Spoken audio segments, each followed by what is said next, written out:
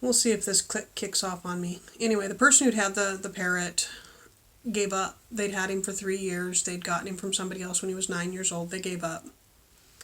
So I had him. I took him to the vet. I did everything you're supposed to do. And the vet's like, sometimes they just don't adapt to captivity. Maybe he was born in the wild. Well, it's against the law to have a born in the wild parrot. But they existed back then. They probably still exist. Anyway, after about the 15th time, I caught him in the bathroom smearing the toothpaste onto his feathers. I'm like, what are you trying to do? And he's smearing toothpaste all over his feathers, and if that didn't work, he'd start plucking them out. So I was talking to a child psychiatrist friend of mine. I'm like, okay, I need you to child psychologist this bird.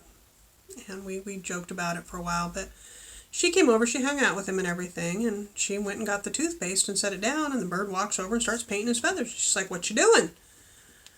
And he wouldn't talk to us. They said he had language, he wouldn't talk to us.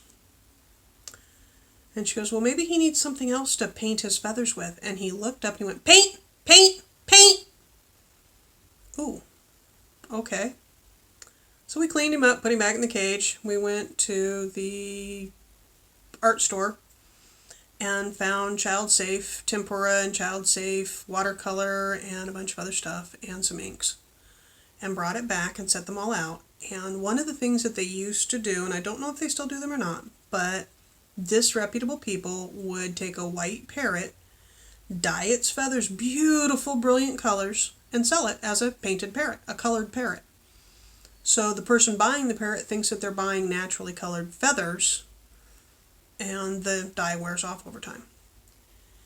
In this parrot's case, I think he'd been dyed since his very first feathers.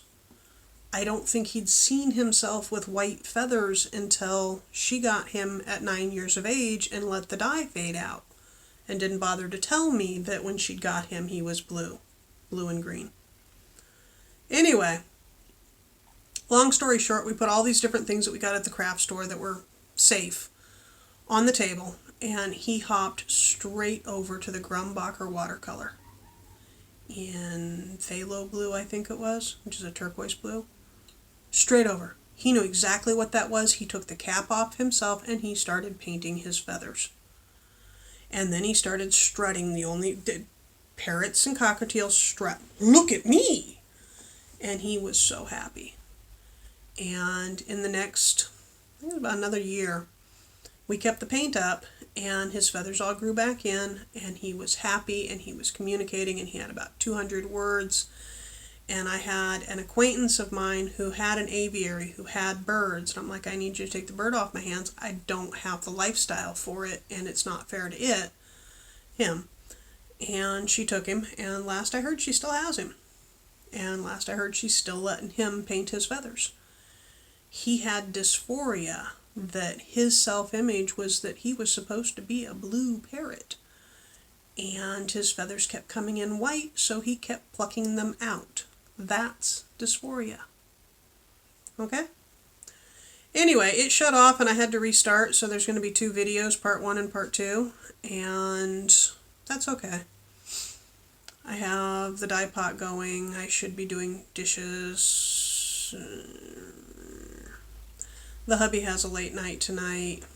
I did eat a little bit earlier. I had some beans and cheese I need to eat again soon. I have a really sore throat and a headache. The hubby this morning woke up with his fall postnasal drip. I think I have a cold. Every year.